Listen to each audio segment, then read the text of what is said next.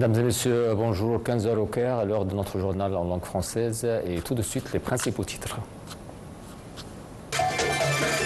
Le président Abdel Fattah el-Sisi tient une réunion sur l'initiative des pionniers du numérique.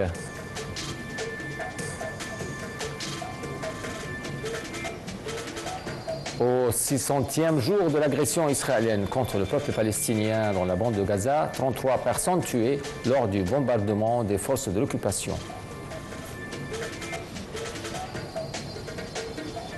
Israël annonce des frappes aériennes sur l'aéroport de Sanaa, contrôlé par les Houthis.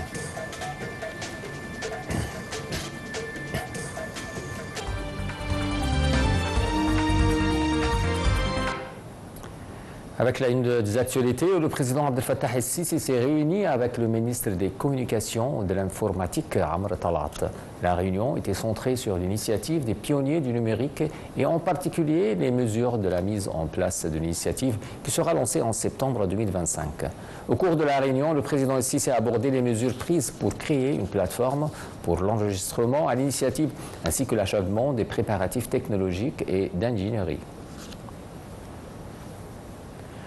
Le Conseil des ministres a tenu sa réunion hebdomadaire dans la nouvelle capitale administrative sous la présidence du Premier ministre, Dr Moustapha Madbouli, afin de discuter d'un certain nombre de dossiers importants et d'examiner les moyens de mettre en œuvre les directives présidentielles confiées au gouvernement de manière optimale et dans les délais appropriés.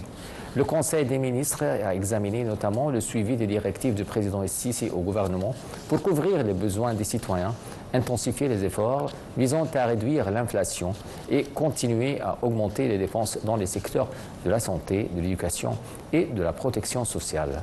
Il s'agit également de suivre la régulation des marchés, la disponibilité des denrées alimentaires ainsi que la poursuite des travaux dans les différents projets nationaux à travers les gouvernorats de la République. Le ministre des Affaires étrangères Badr Abdelghati s'est rendu ce matin au Maroc dans le cadre d'une visite visant à renforcer les relations bilatérales. Le chef de la diplomatie aura une série d'entretiens avec de hauts responsables marocains pour examiner les perspectives de coopération entre les deux pays dans les divers domaines. Les entretiens seraient également centrés sur l'échange des vues sur les défis régionaux et sur les moyens de soutenir la sécurité et la stabilité dans la région. Le président du Sénat, le conseiller Abdelwaheb Abdelrazek, a affirmé que le phénomène de l'islamophobie est devenu un danger mondial qui ne menace pas uniquement les musulmans, mais qui sape les fondements même de la coexistence humaine. Les déclarations du président du Sénat sont intervenues dans son discours lors de la conférence mondiale organisée par l'Azerbaïdjan pour lutter contre le phénomène de l'islamophobie. Le conseiller Abdelrazek a indiqué dans son discours que l'Égypte, avec son histoire civilisationnelle enracinée et la référence de son prestigieux El-Azhar, rejette fermement cette approche d'exclusion délibérée de l'islam ainsi que l'incitation croissante contre 1,5 milliard de musulmans.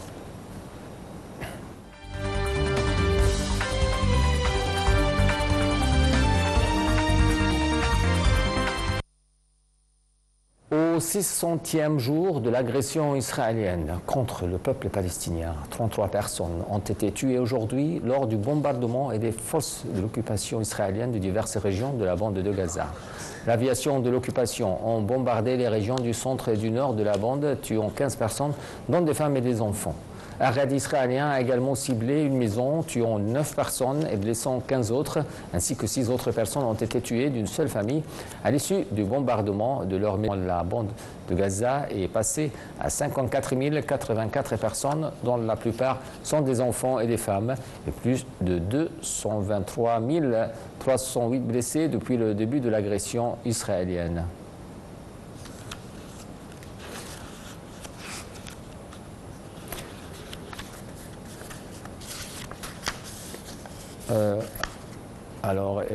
Après ça, la défense civile n'était pas en mesure de les atteindre. Un haut responsable de l'ONU a annoncé aujourd'hui qu'une quarantaine de personnes ont été blessées hier, la plupart par des tirs de militaires israéliens, quand des milliers de Palestiniens se sont rués dans un nouveau centre de distribution d'aide à Gaza. Selon le chef du bureau du Haut Commissariat des Nations Unies aux droits de l'homme dans les territoires palestiniens, environ 47 personnes ont été blessées. Il a précisé que la plupart des blessés l'ont été par balles et les tirs provenaient de l'armée israélienne. Hier, des milliers de Palestiniens se sont précipités dans le centre géré par la Fondation humanitaire de Gaza, soutenue par les États-Unis, alors qu'Israël mettait en place un nouveau système de distribution.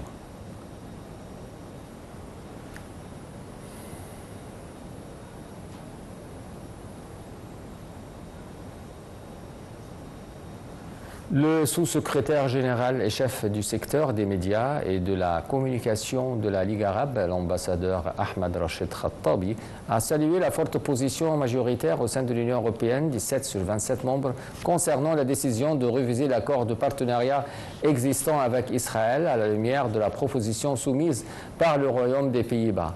Il a souligné que cela revêt une profonde signification politique et juridique, car il est fondé sur les exigences du respect des droits de l'homme et des principes démocratiques, à la lumière de la situation catastrophique dans la bande de Gaza et dans le territoire palestinien occupé.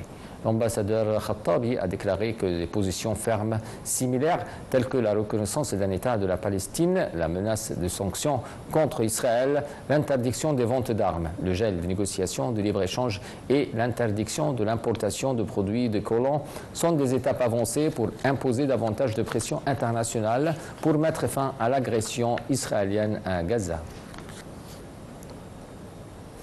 Le chef de la diplomatie italienne, Antonio Tajani, a déclaré aujourd'hui devant les députés à Rome que les bombardements israéliens sur la bande de Gaza devaient cesser et que l'idée d'expulser les Palestiniens de ce territoire était inacceptable. Tajani a affirmé que les bombardements doivent cesser et que l'expulsion des Palestiniens de Gaza n'est pas et ne sera jamais une option acceptable. Selon lui, ce qui se passe à Gaza suscite une douleur immense. La population de la bande de Gaza paye depuis trop longtemps un prix trop élevé, en particulier les enfants, les femmes, les personnes âgées et les malades. Tajani a réitéré que l'aide humanitaire doit reprendre le plus rapidement possible. La France et l'Indonésie ont appelé ensemble aujourd'hui à des progrès en juin vers une reconnaissance mutuelle entre Israël et Palestine lors d'une visite d'Emmanuel Macron à Jakarta. Les deux pays ont publié une déclaration conjointe condamnant les plans israéliens de prise de contrôle du territoire palestinien assiégé et tout déplacement forcé de la population palestinienne. Ils ont aussi souhaité que la conférence internationale que France et l'Arabie saoudite considéreront en juin à l'ONU sur la question débouche sur une feuille de route crédible et des progrès vers une reconnaissance mutuelle entre Israël et la Palestine et favorise une dynamique vers une reconnaissance de l'État de Palestine par tous les pays avec des garanties de sécurité pour tous. Sur un autre plan, quelques 380 écrivains du Royaume-Uni, d'Irlande, dont Zadie Smith et Macquarie Welsh, a appelé à utiliser les mots justes et à qualifier de génocide la guerre menée par Israël dans la bande de Gaza. Une lettre similaire a été publiée hier par quelques trois, dont les prix Nobel de littérature Annie Ernaux et Jean-Marie Gustave Le Clésio. Dans leurs lettres, les écrivains d'Angleterre, du Pays de Galles, d'Écosse, d'Irlande du Nord et de la République d'Irlande ont demandé à leur nation et au peuple du monde de se joindre à eux pour mettre fin au silence et à l'inaction collective face à l'horreur. Ils ont ajouté que l'utilisation des termes génocide ou acte de génocide pour décrire ce qui se passe à Gaza n'est plus contestée par les experts juridiques internationaux ni par les organisations de défense des droits humains. Les écrivains ont par ailleurs réclamé la distribution immédiate et sans restriction de nourriture et d'aide médicale à Gaza par l'ONU, ainsi qu'un cessez-le-feu. Israël a annoncé aujourd'hui des frappes aériennes sur l'aéroport de la capitale yéménite Sanaa, contrôlé par les Houthis, qui ont confirmé l'attaque. Les Houthis ont précisé qu'une des frappes a visé un avion de la compagnie aérienne yéménite. Le ministre israélien de la Défense, Israël Katz, a annoncé que l'armée de l'air avait frappé des cibles terroristes à l'aéroport de Sanaa, au Yémen, au lendemain de 2 tirs vers Israël revendiqués par les Houthis. L'armée israélienne a annoncé hier avoir intercepté un missile, un autre projectile en provenance du Yémen.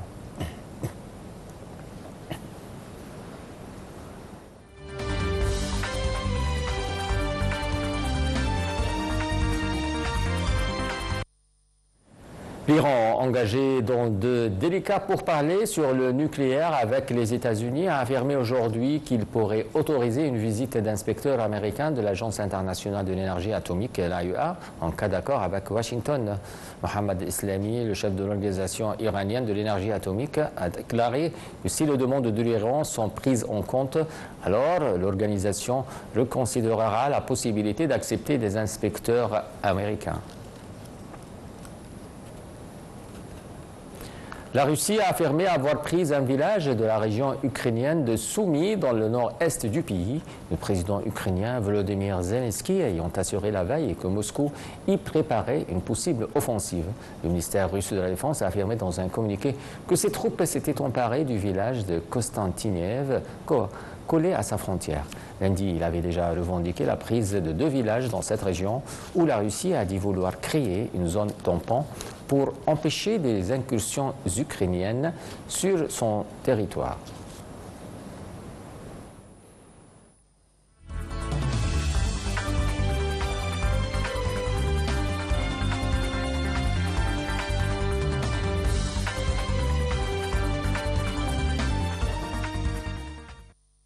Les ministres de l'Organisation des pays exportateurs de pétrole de ses alliés, l'OPEP, devraient confirmer aujourd'hui leur calendrier de production, laissant 8 membres les plus audacieux de soin d'ouvrir davantage les vannes malgré des cours en berne.